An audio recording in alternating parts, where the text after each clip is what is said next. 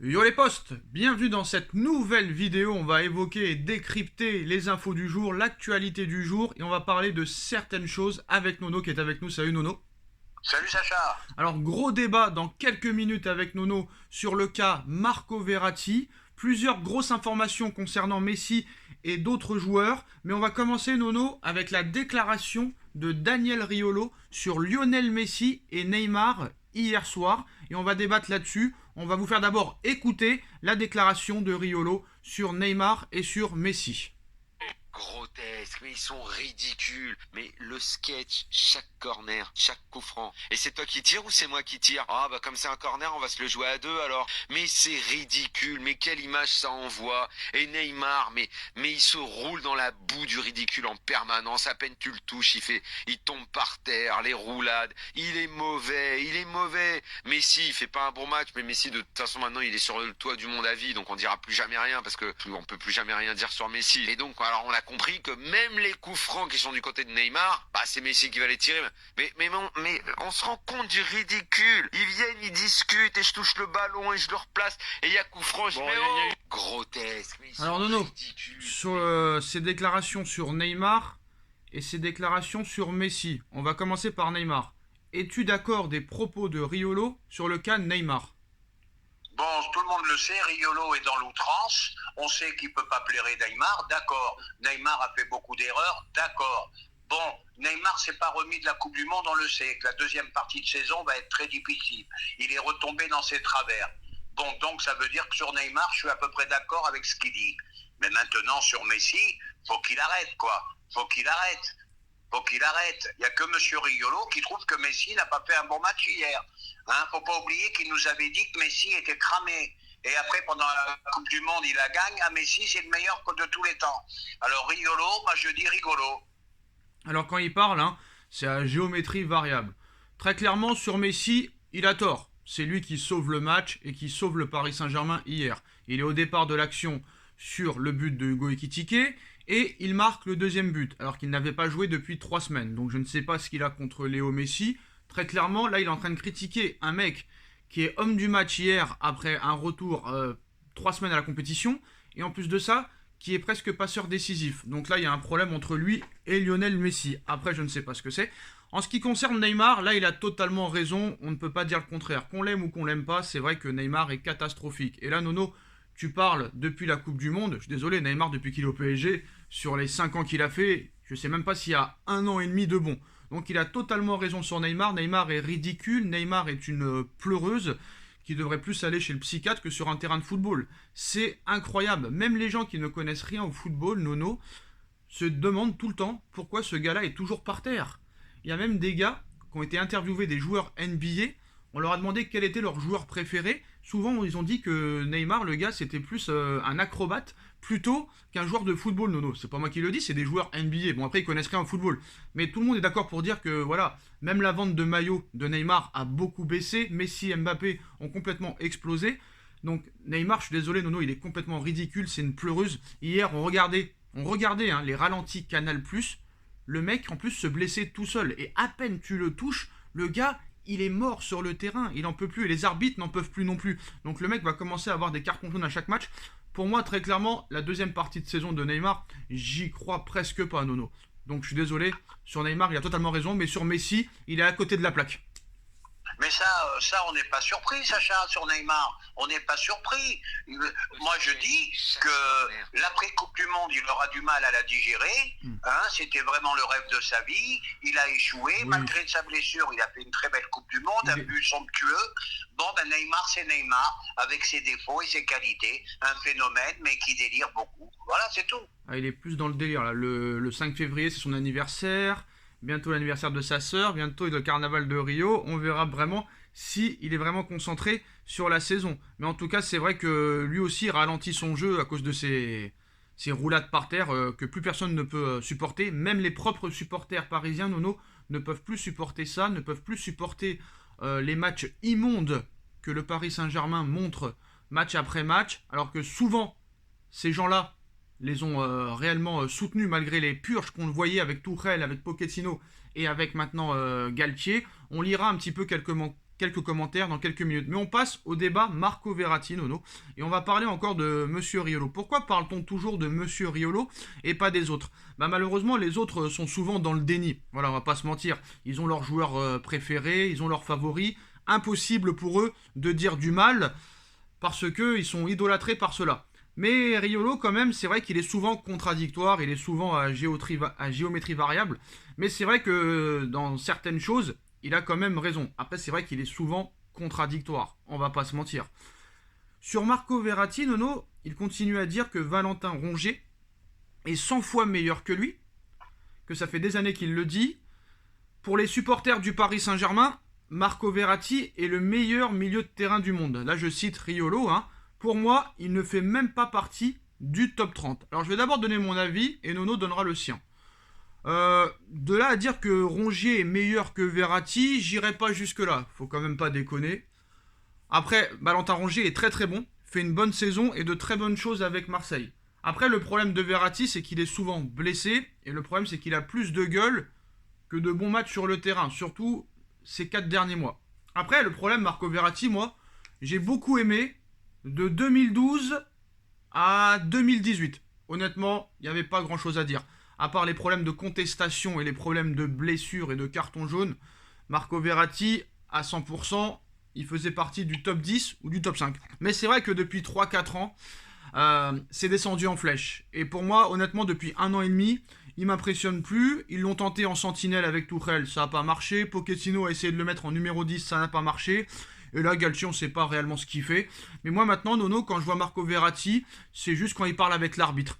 Très clairement, on parle à l'heure où on parle, exactement. Hein. À l'heure où on parle, pas lors des 10 dernières années. Est-ce qu'à l'heure actuelle, Rongier, par exemple, ou d'autres milieux de terrain sont meilleurs que Marco Verratti en Ligue 1? Pour moi, Seko Fofana, par exemple, est meilleur que Rongier et meilleur que Marco Verratti. Donc pourquoi il prend l'exemple de Rongier et pas de Seko Fofana, par exemple? Ah, bah là, ça change tout. Là, tu me parles de Seko Fofana. Je te dis oui, il est supérieur à Verratti. Maintenant, tu me dis qu'ils disent que Rongier a 20 Verratti dans les jambes. Là, il part en couille, le mec. De toute façon, il l'a jamais blairé à Verratti. Même quand il faisait des grands matchs. Il a un problème rigolo, il a un problème avec les grands joueurs. Tu vois, il s'attaque à Messi, il s'attaque à Neymar, il s'attaque à Verratti. Voilà. Le mec, en ce moment, il bande pour l'OM. Voilà. Il n'y a que l'OM qui le fait bander en ce moment à Rio. Alors attention. Voilà, c'est tout. Attention. Voilà. C'est mais pas... les beaux gestes non. de Messi, ça lui fait rien. Voilà, c'est pas qu'il tout. bande sur l'OM. Messi sera plus là, il verra plus rien du tout. Non, mais c'est pas qu'il bande sur l'OM. Il bande sur le beau jeu. Et c'est pas à Paris que tu vas avoir du beau jeu, malheureusement. Si tu veux aller voir un bon... faut pas exagérer, on grimpe pas au rideau. Qu'est-ce que l'OM a... Bon. Qu'est-ce qu'il y a à l'OM? D'accord. Bon, il court plus. Bon. D'accord. Nono, je vais lire les commentaires de tes propres supporters, Nono. Je suis désolé. Et ces mecs-là ont beaucoup défendu et nous ont beaucoup critiqué à nous deux, Nono. Mais là, très clairement, le peuple a quand même vu le match hier. Et je vais lire quand même quelques commentaires, Nono, et tu me diras quand est-ce que je vais arrêter. J'ai posé une question dès le début du débrief hier. Prenez-vous du plaisir en regardant le Paris Saint-Germain? Et depuis quand vous ne prenez pas de plaisir? Quel a été le dernier bon match que vous avez vu du Paris Saint-Germain où vous vous êtes régalé? Alors, il y en a qui disent... Je m'ennuie, hier j'ai arrêté de regarder après 35 minutes de jeu. C'est stressant de regarder le Paris Saint-Germain. J'ai très sommeil en regardant cette équipe devant mon écran. Je zappe très souvent. Horrible à regarder cette équipe. Pour moi, cette équipe devrait recruter d'autres joueurs et changer toute l'équipe. J'aime pas regarder les matchs du Paris Saint-Germain. Je ne prends aucun plaisir. Je continue ou j'arrête? Le syndrome Pochettino... Non, le syndrome Pochettino est revenu. Le milieu inexistant. Je suis les matchs du Paris Saint-Germain seulement pour voir Messi. Tu te rends compte de ce que du coup on est arrivé? Heureusement, je me suis endormi devant le match. Tu te rends compte? Honnêtement, je me suis endormi devant le match. C'est dégueulasse à regarder. Je continue. Et ça, c'est que les commentaires de ma propre vidéo, hein, Nono. J'en ai encore d'autres, hein. Mais là, tu peux t'arrêter. Voilà. Tu peux t'arrêter parce que là-dessus, je suis d'accord. Là, tu me parles du jeu de l'équipe. Là, je suis entièrement d'accord. Même si Messi te met 3 buts fabuleux dans la lucarne, ça n'empêche pas, c'est l'arbre qui cache la forêt. C'est un jeu, mais aucune intensité. On est revenu à l'ère sous l'ère Pochettino. Ben voilà, t'as beau mettre n'importe qui. Et puis j'ai entendu quelqu'un qui a eu une bonne réflexion aujourd'hui. C'est un club qui n'arrive, quel que soit l'entraîneur, qui n'arrive pas à mettre d'impact et d'intensité. Pourquoi? Ça faudrait me l'expliquer, je n'arrive pas à comprendre. Bah moi je peux comprendre parce qu'ils l'ont fait au mois de septembre et au mois d'août. Pourquoi pas le refaire? Parce que ces joueurs-là, c'est parce que ils l'ont fait sur 3 matchs. Mais non, pas du tout. Ils l'ont fait sur 8 matchs. Et pourquoi ils Bon, veulent même pas... sur 8 matchs. Non, Voilà. non, mais si je peux parler, pourquoi ils mettent pas d'intensité? Parce qu'ils ont pas envie de mettre de l'intensité. Ils ont pas envie. Alors ça veut dire que la Ligue 1 les emmerde, tout Non, simplement. pas du tout. C'est parce que les gars, ils ont pas envie, c'est tout. Ils ont Ah pas, bon, on est d'accord là-dessus. ils ont pas envie parce qu'ils savent qu'il n'y aura pas de sanctions derrière. Il n'y aura pas de sanctions derrière. Et moi, très clairement, Nono, bon, c'est sûr que quand tu vois son salaire, tout ça, sa situation, tu vas pas avoir de la peine. Mais au niveau sportif, moi j'ai de la peine pour Galtier, Nono. Moi j'ai de la peine pour Galtier. Parce que ça se voit que le mec voulait mettre Zahir Emery titulaire, on l'en a empêché. On l'en a empêché, très clairement. Ça se voit que le mec, il veut un attaquant. On lui a pas donné et on va peut-être pas lui donner. Ça se voit que le gars veut un défenseur central. Là non plus, tu te tais, on n'a pas besoin. Donc très clairement, le gars, qu'est-ce que tu veux lui reprocher? Qu'est-ce que tu veux lui reprocher, le gars? Le pauvre, il n'a pas les épaules pour moi, mais personne n'a les épaules. C'est-à-dire que même si un jour Zidane arrivait dans cette équipe, je pense qu'il n'y arrivera pas non plus. Parce que moi, quand je vois hier à 1-0, quand il marque et qu'il tiquait, non, le deuxième but de Messi, quand je vois Campos et Nasser qui sont en folie comme s'ils avaient marqué contre le Real, tu vois le peu de confiance qu'a cette équipe. Ils ne savent pas manager. Et très clairement, je suis en train de me poser la question, est-ce que vraiment Messi va prolonger? Je me pose la question, parce qu'on a vu aujourd'hui des déclarations du clan Nasser Al-Khelaifi qui l'annonce en Arabie Saoudite, Nono. Est-ce que tu crois à cette rumeur? Ah, attention, là, il propose encore un truc encore plus fou que Ronaldo. Ronaldo, c'était 200 millions. Ouais. Là, on parle de 300 millions. Je sais pas qui peut refuser une offre pareille.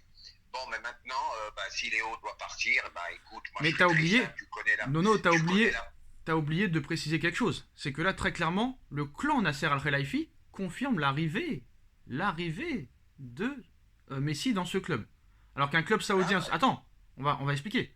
Alors qu'un club saoudien serait prêt à s'offrir Léo Messi, un proche de Nasser Al-Khelaifi annonce carrément que la Pulga va quitter le Paris Saint-Germain cet été. À en croire les informations de plusieurs médias espagnols et de journaux saoudiens, Al-Hilal, grand rival d'Al Nasser, nouveau club de Cristiano Ronaldo, serait prêt à tenter sa chance pour Lionel Messi lors du prochain mercato estival. En fin de contrat le 30 juin 2023, Messi n'a pas encore prolongé avec Paris et le club saoudien voudrait le convaincre de venir poursuivre sa rivalité avec CR7 en Arabie Saoudite. Alors pour pousser la star argentine à refuser l'offre de prolongation du PSG, les propriétaires d'Al-Hilal seraient disposés à lui verser annuellement 300 millions d'euros.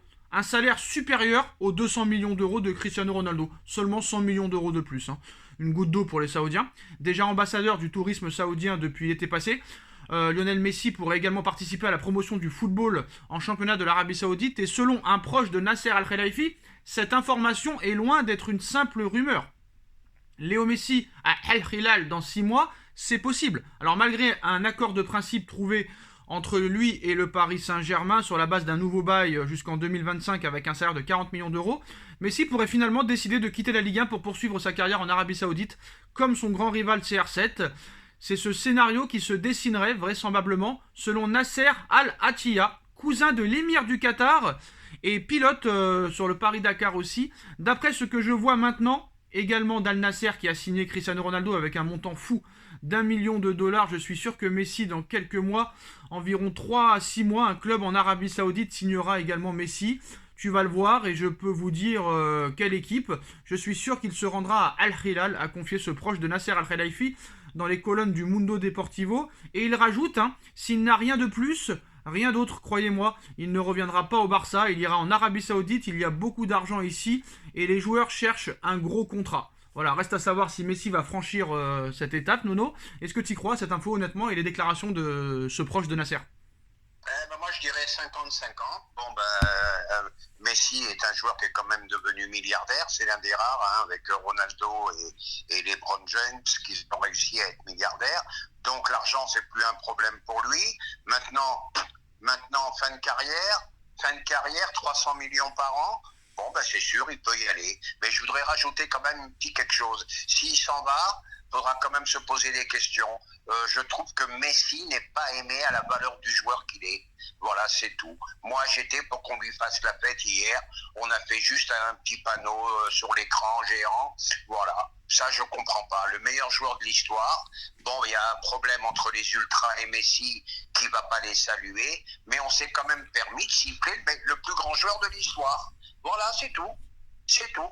Mais on sait pas la chance de l'avoir, d'avoir eu Messi, d'avoir eu ses gestes, d'avoir eu sa classe. Voilà. Quand est-ce qu'on retrouvera un Messi au PSG? Il faudra me l'expliquer, ça.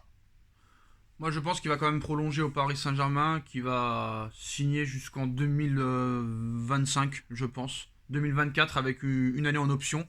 Et après, on verra ce qui se passera à l'été 2024. Mais à ce niveau-là, je pense que Paris va tout faire pour le garder. Après, il y a des matchs contre Rennes dimanche, contre Monaco, contre Marseille, contre Bayern. C'est là qu'on va voir la vraie valeur du Paris Saint-Germain et certaines valeurs. Là, le PSG, en 2 mois, peut tout gagner comme tout perdre. Parce que 6 points d'avance sur Marseille et Lens, c'est pas énorme. Hein. C'est pas énorme.